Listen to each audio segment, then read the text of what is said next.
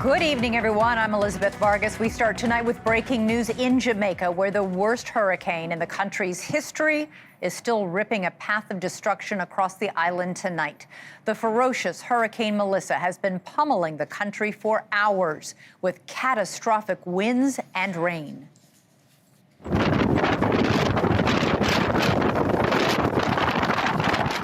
The monster storm came ashore on southwestern Jamaica at around 1 o'clock this afternoon.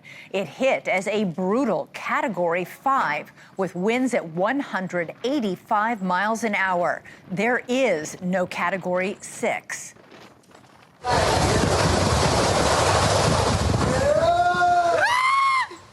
The heavy gusts are ripping roofs off buildings and toppling utility poles.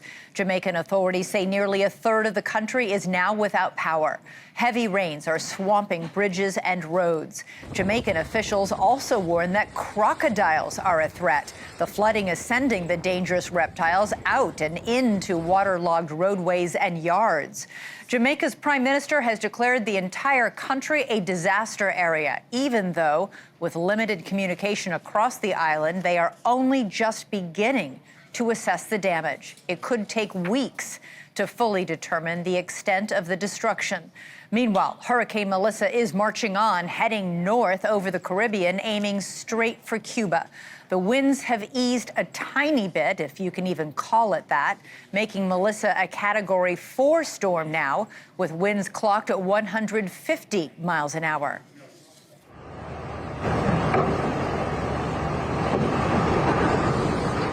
But make no mistake, Melissa is deadly dangerous already. The hurricane is being blamed for 7 fatalities, 3 in Jamaica during storm preparations. And there are now worries that more could be on the way. Joining us now is Matt Benz, senior meteorologist at AccuWeather. And Matt, this is a very slow-moving storm. It's creeping along at just 8 miles per hour. That's causing huge problems with rainfall. Yeah, that was really the issue the last number of days with the lead up to landfall in Jamaica. It was the slow motion of the storm, which dropped a large amount of moisture ahead of the storm, not even before it made landfall here earlier on today. So that slow motion continues at the moment. The good news is going to speed up here over the next 24 hours. It gets picked up by a trough over the eastern U.S., and that will eventually take it out into the Atlantic. But in the meantime, still a slow go across the northern Caribbean. Where's the eye of the storm now? Eye of the storm now just moving off of land across northern portions of Jamaica, now in that channel between Jamaica and Cuba. So it's going to spend some time over the next few hours over that very warm water of the northern Caribbean, perhaps maintaining intensity and then eventually making landfall here later on tonight in the eastern portion of Cuba. Some of these images we've gotten from the Hurricane Hunter airplanes are absolutely staggering, showing not just the eye of the hurricane, but the wall. We're seeing it right here. It looks like a stadium. One of the Hurricane Hunter planes actually had to abort its mission, which hardly ever happens because of extreme turbulence. Yeah, some of us here at AccuWeather stopped and we all gathered around computers here just watching that video because it is truly jaw-dropping. And when you get these incredibly intense storms like this, the towering thunderstorms around the center of the storm, you get that stadium effect, like you said, and truly jaw-dropping and unbelievable, and just showing you just how powerful the storm was. Not only the strongest storm to hit Jamaica, but this is tied for the strongest storm in the Atlantic making landfall, not only for wind speed, but also for pressure, tying the 1935 storm that went through portions of the Florida Keys. Meteorologists say this storm is rewriting the record books. Is it because it's the strength of it? Is it because of the amount of rainfall it's dropping? Is it because of the wind speed? Is it all three? It's a combination of all three, but what was truly amazing watching this storm really ramp up through the day on Sunday and then through yesterday, it never truly plateaued. Sometimes these storms go through what's called an eye replacement cycle. This never hit that. It just kept strengthening right up through landfall, which really make this a very unique system. And just out of curiosity, it's marching north toward Cuba right now, might hit the Bahamas after that. Is the United States or any part of the continental U.S. in danger? I think the continental U.S. will be okay. This storm will be steered more towards the east. Atlantic Canada could be on the very edge of this storm here as we head towards this weekend, but largely the east coast of the U.S. outside of rough surf will be missed here by the storm. And what are you looking for in the next few hours when it hits Cuba?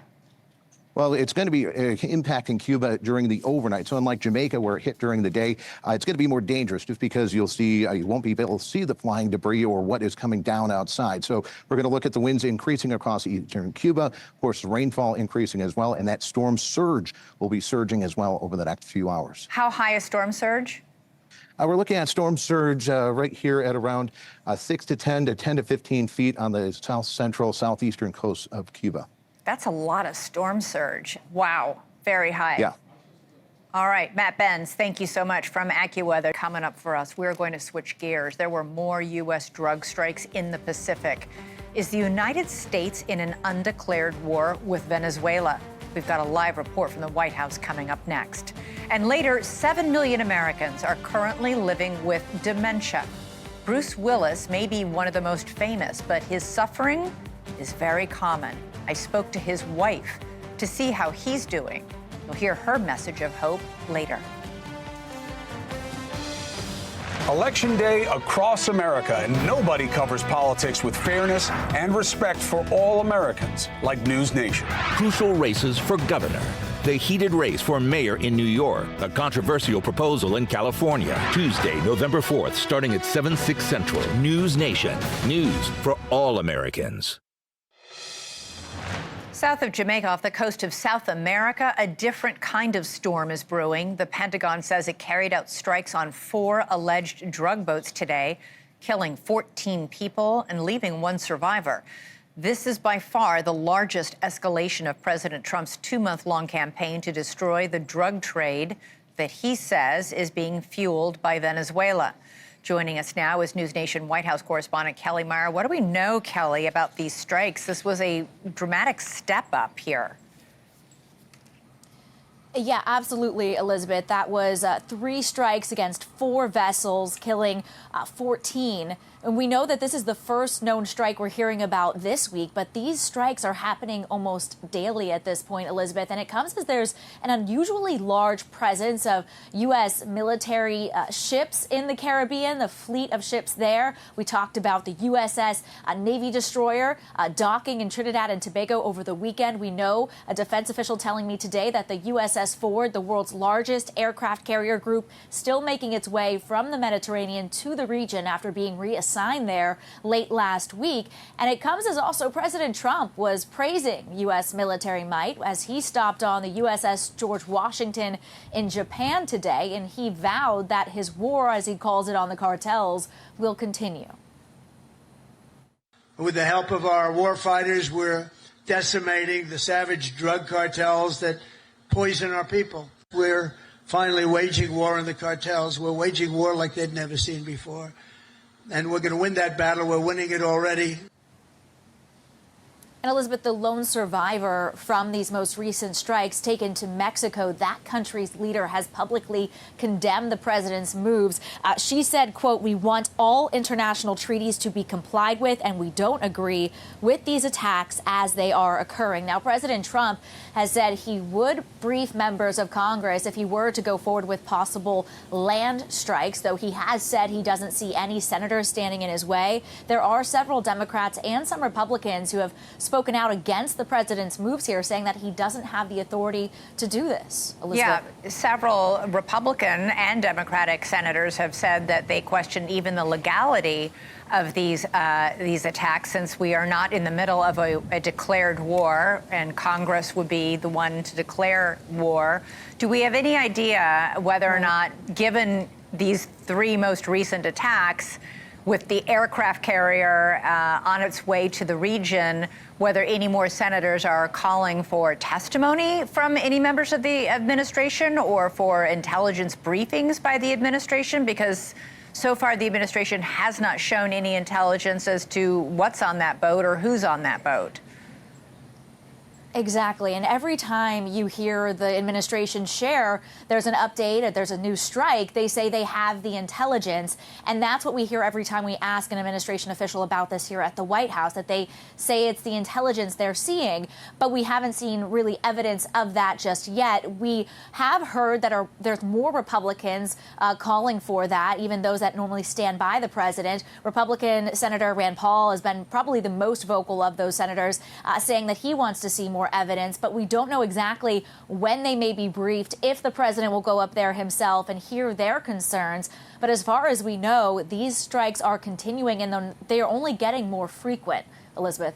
Yeah, getting more frequent, and it's members of Congress who've demanded this intelligence. Show us what you've got, and they have so far not seen that. All right, Kelly Meyer, reporting live from the White House. Thank you so much. Coming up for us, a NewsNation exclusive, new video and eyewitness reports that contradict Governor Gavin Newsom's claims about the notorious Palisades fire that wiped out thousands of homes in Los Angeles. We'll have more on that after a break.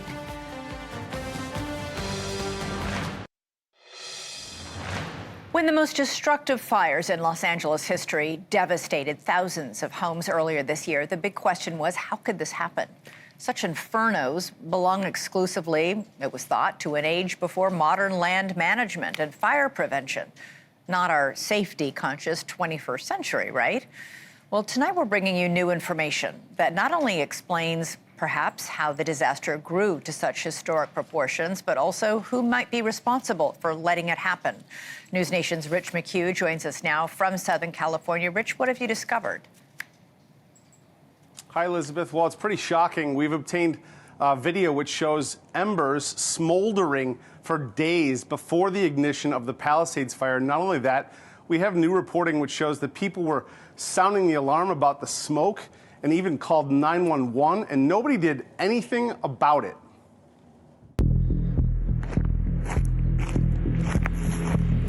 It's 11:30 a.m. on January 2nd. A hiker atop the Pacific Palisades films smoldering brush. Officials allege that 36 hours earlier, Jonathan Rinderneck deliberately set fire in the Palisades.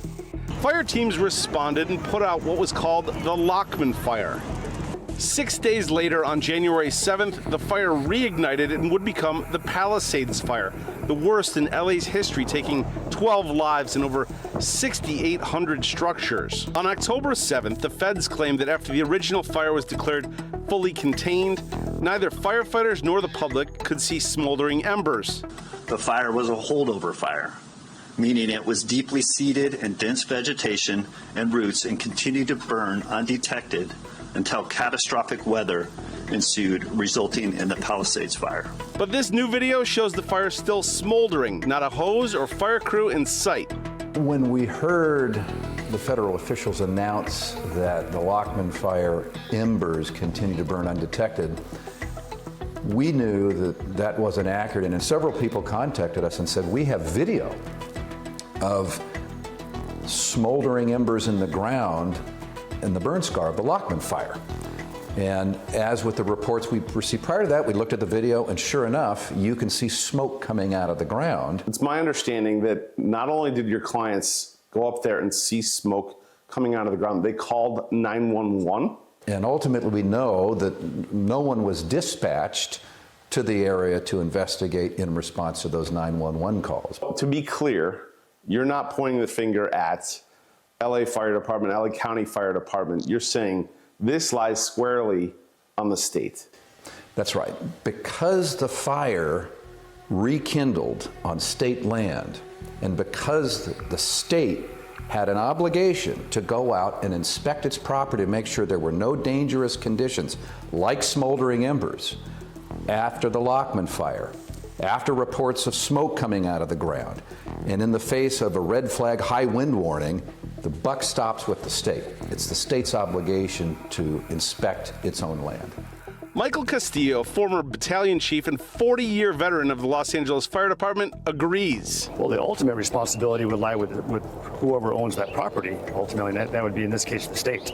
No doubt about it. No, there's no doubt about it. They're the property owner. The buck stops with them. Governor Newsom said he pre-deployed assets to the area. Cal Fire confirmed that not a single fire truck was pre-deployed to the Palisades. And the fact that they didn't pre-deploy assets to the area, what does that say to you?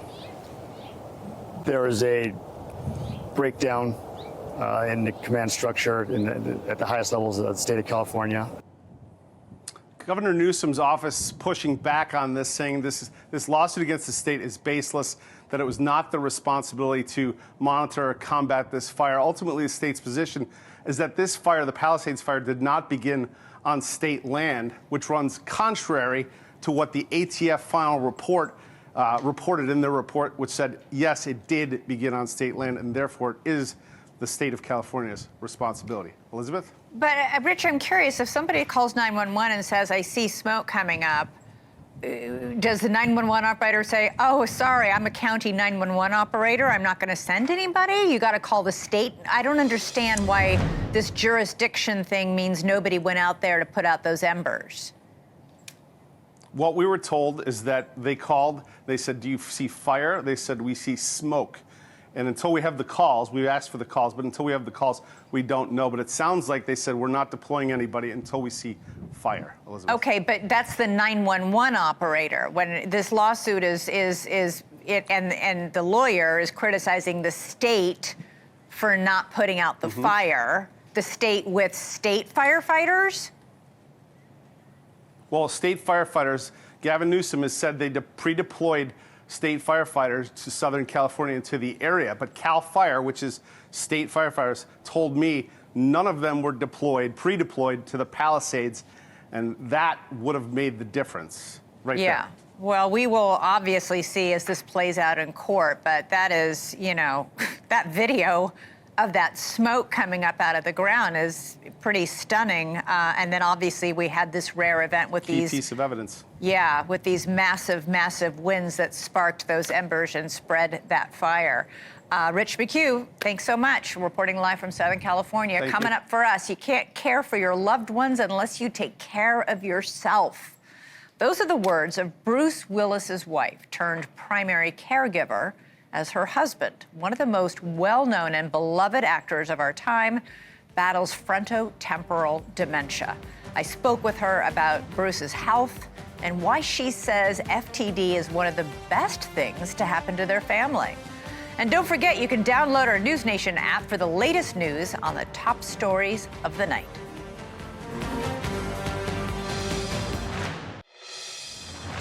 An estimated 7 million Americans are living with dementia, and it's estimated that the number of new dementia cases each year will double, reaching 1 million new cases per year by 2060. Now, Alzheimer's is the most common form of dementia, but when Bruce Willis was diagnosed with frontotemporal dementia in 2022, the little-known disease was suddenly in the spotlight, tragically associated with one of the most popular actors of our time. FTD doesn't affect a person's memory, but rather it affects the way a person behaves, the way a person speaks and communicates. It's the most common form of dementia in people under 60, but it often takes years to diagnose because it's not that well known or well understood. Bruce's wife, Emma Heming Willis, has made it her mission to not only shine a light on FTD, but to bring attention to the struggle of the 63 million people in America who are caring for loved ones. In her New York Times best-selling book, The Unexpected Journey, Finding Strength, Hope, and Yourself on the Caregiving Path, Emma provides a blueprint that she says she wishes she had when Bruce was diagnosed 3 years ago. I sat down with Emma a few moments ago for a wide-ranging conversation. Emma, great to have you on the show. First of all, I just want to ask, how is Bruce doing these days? I think all things considering, I think that he's doing okay with a really unkind disease. FTD is the most common form of dementia for people under the age of 60. And it can affect people in three different ways, either behavior, language, or movement. And for Bruce, he was diagnosed with primary progressive aphasia, so that affects his language and communication. So he's unable to communicate to you at all? He communicates. It's just in a different way that we have learned to adapt to. Yeah. It seems, FTD, as you said, is incredibly common, the most common kind of dementia for people under 60, but you had never actually even heard about it before Bruce was diagnosed with it. No, I actually, this is kind of my first go around with dementia. I didn't even know there was such a thing as a young onset dementia, let alone FTD, and what that was and what that meant. What were the first symptoms you first noticed that Bruce himself might have noticed? I think for me, what I noticed was that his stutter started to come back. Bruce had a severe stutter when he was a child that he held on to actually for most of his life, but was able to kind of get a handle on it, I think, in his adult years. And then I started seeing that it started coming back. And never in my wildest dreams would I think that was now becoming a symptom of FTD. Very quickly, you found yourself in a place you never imagined in your marriage, in your life as a caregiver.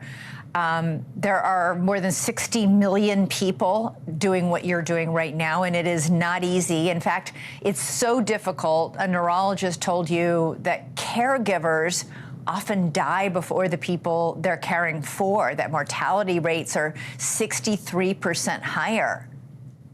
Yeah, and that was a statistic that I had never heard, and it was definitely my wake-up call to realize that caregiving can be really harmful to your health.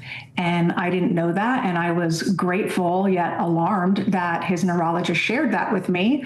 And that was a call for me to start taking care of myself, because I needed to see and make sure that I could sustain this journey, not just for Bruce, but also for our two young daughters who were 8 and 10 when Bruce was diagnosed. How did you explain to your daughters what was happening with their dad? I think that they saw what was happening over time. Again, this has been a very slow, progressive disease. I've always been very open and honest with them. I think, there's this idea that we want to protect and not always say everything that is truthful, but I felt like it was important for them to understand what their dad was experiencing. And when we got the diagnosis, I told them what it was. And what I've learned from one of the experts that I bring into my book is that you give them the information and then you wait to hear what they might ask. And that's sort of how I've kind of navigated this with them. You also, of course, have to navigate the fact that you're public people, that Bruce, your husband, Bruce Willis, was a major movie star, is a major movie star, that everybody knows who he is. So it's not just dealing with this devastating diagnosis and life change. You're doing it all on a very public stage. Yes, and I would say that what I have realized is that he is very beloved. I said something the other day where there's, millions of people that adore him, and someone corrected me and says, I actually think there might be billions of people. And, I think for us, it's been important to be able to raise the awareness that FTD needs. And that is because of Bruce and his global reach that he has. And I think that will also help just elevate this conversation and highlight the caregivers in America that are doing this work with little to no support. That was, as you point out, 63 million people are caregivers, taking care of people who are dependent on them in some way. Very few of them have support groups. Very few of them have any support at all.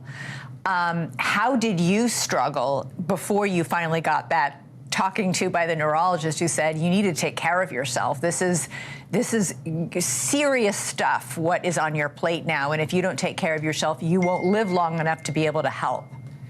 Yeah, I think that what I really needed was the permission to be able to ask for help. I think as women, as caregivers, we want to take everything on and we feel like we can handle it all. And if we ask for help, then we're a failure and we're failing our person if we raise our hand.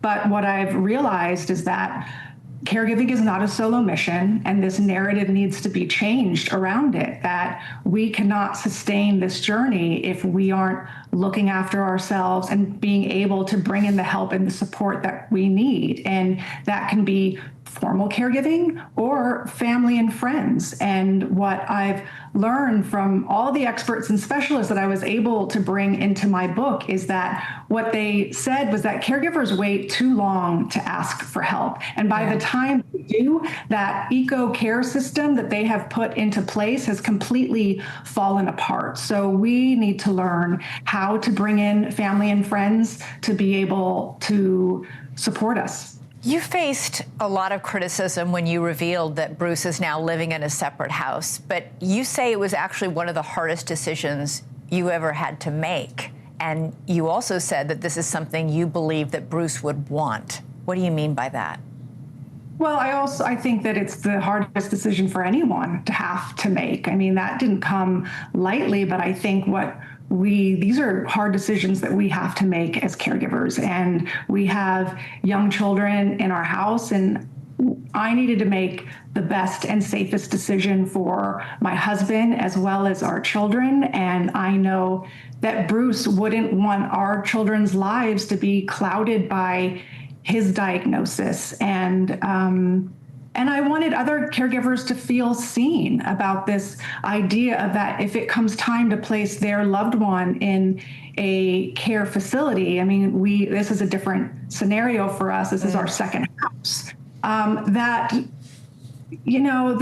they see that they should feel supported, and that the criticism and the judgment that people receive is off the charts. But I wanted to be very transparent, and I hope that it would support the next caregiver who has to make a really hard decision like the one that I had to make.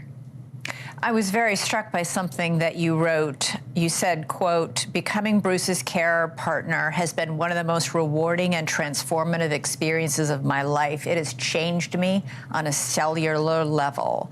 You also say that it's actually a blessing that Bruce doesn't know he has this FTD, that you said, quote, "If Bruce had said, 'Emma, I think something is wrong with me, I'm scared,' that would have been really distressing for you."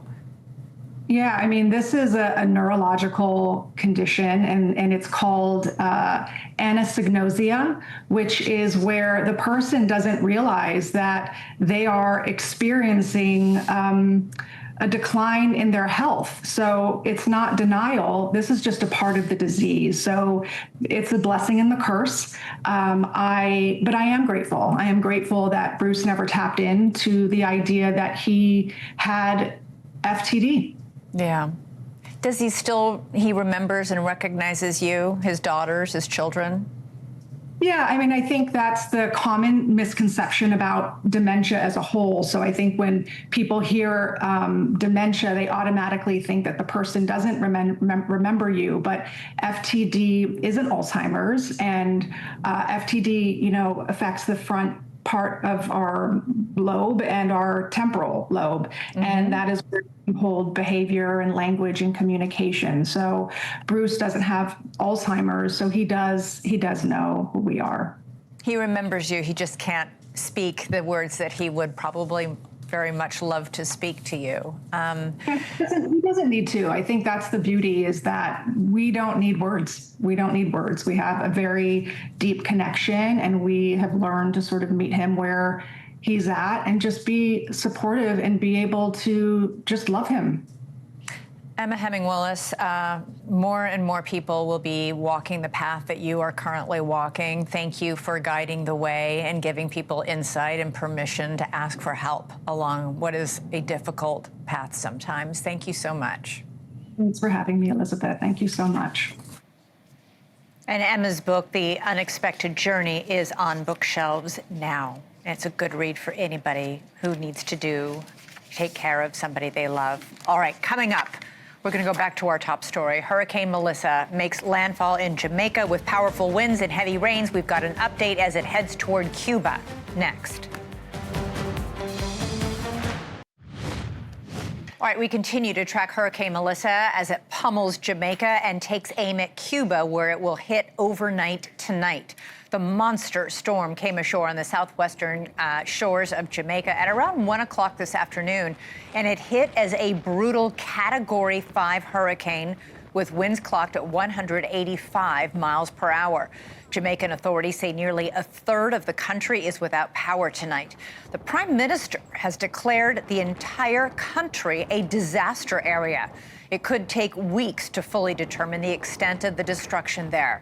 A short time ago, at the top of this show, I spoke to Camille Gale, who is on the ground in the Jamaican capital of Kingston, where she said it has been a terrifying 24 hours. What was that like? This is the second biggest hurricane ever recorded. This is the largest hurricane to hit Jamaica. What did it sound like when you heard it? It was terrifying. So it's a lot of whistling, a lot of, because sounds are coming in through the cracks. It's loud.